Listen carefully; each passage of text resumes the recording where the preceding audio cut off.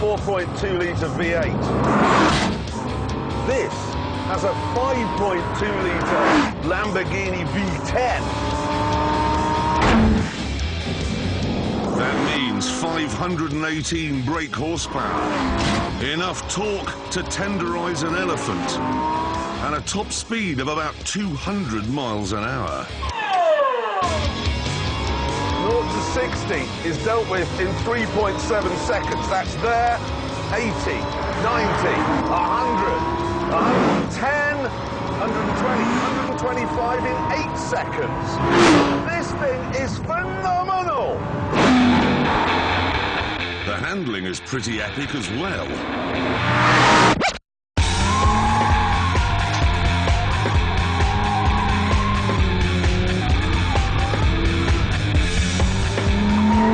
As a driver's car, this is spectacularly good. It's like Scarlett Johansson's lips or the roof of Paddington Station. Absolutely faultless. Oh, God, it's good. Oh,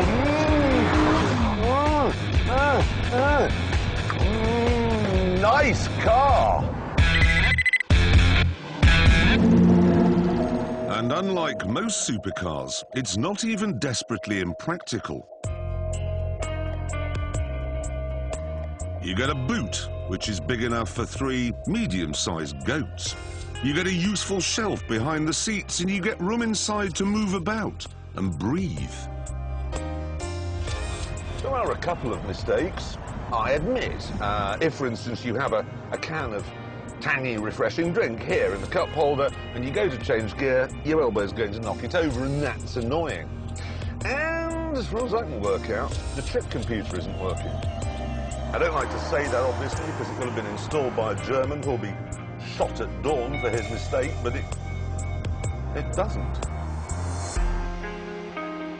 And then there's the biggest mistake of them all, the price. It's £100,000. And that's just the start. If you want ceramic brakes, £7,000. Flappy paddle gearbox, £5,000. If you want the boot lined in fake suede, £1,600. Bucket seats, £2,350. Colour-coordinated seat belts, £750. If you want these panels here, finished in carbon fibre, you're mad. Mad as a Mexican's dog. They even charge £500 if you want to pick the car up from the factory yourself. That's like charging someone £10 extra for a bottle of wine if you tread the grapes yourself. I'd tell them to get lost.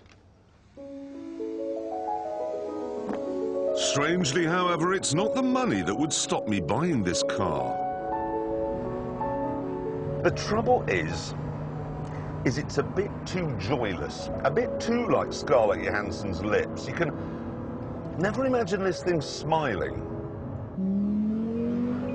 I mean, look what happens, okay, if I hit this button here. Sport mode on, exclamation mark. What's it got an exclamation mark for? You put the sport on in a supercar, you mad, crazy fool, you.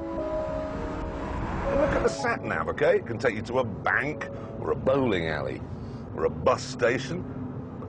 I'm sorry, golf course. What's that? Historical monument. Yes, I've got a supercar, but I'm going to stop off and look at this Neolithic fort. The R8 V10, then, doesn't really do fun. It doesn't do pantomime. So if I was spending £100,000 on a car, I'd think very seriously about buying something worse.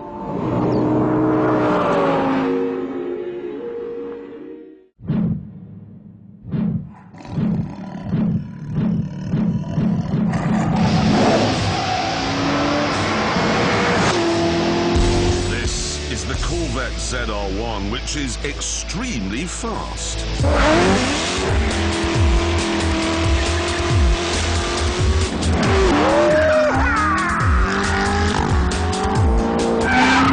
This has a supercharged 6.2-litre engine, which is a turbot compared to Audi's 5.2-litre unsupercharged cod. Put it in a drag race with the R8, and the results are inevitable. I have got 120 more horsepower than the R8. And because the Corvette is made from plastic, it's lighter as well. If only America could win its wars so convincingly. However, there are a few problems. I tested one in America last year, and after 3 days it was starting to fall apart, and then on the 4th it refused to start. It's also insanely vulgar. It's only available with left-hand drive. The luggage cover looks like a motel shower curtain. It's much too wide, and in the corners, it's a complete madman.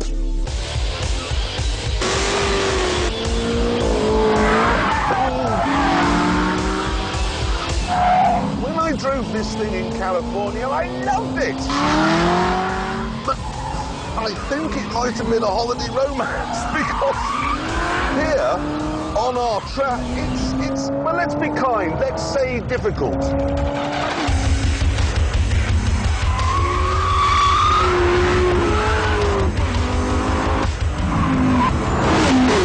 Remember, I've got more power than a Ferrari Enzo. Oh my God. Come on, get a straight line!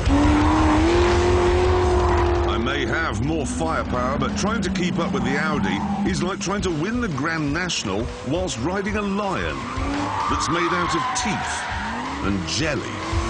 It sort of wobbles about, and then if you're not careful, it bites your arm off. Ah. Oh no, I've got! The thing is, though, despite the waywardness and the terrible danger, the Corvette is more fun. It's disintegrating already. I'm being strangled by my own seatbelt and the ends come off. Get on!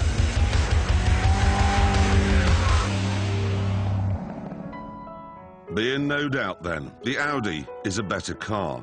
It's better built, better to look at, better to drive, more comfortable, easier to park, and in the real world, faster. You'd have to be bonkers to buy the Corvette. And that is why you should.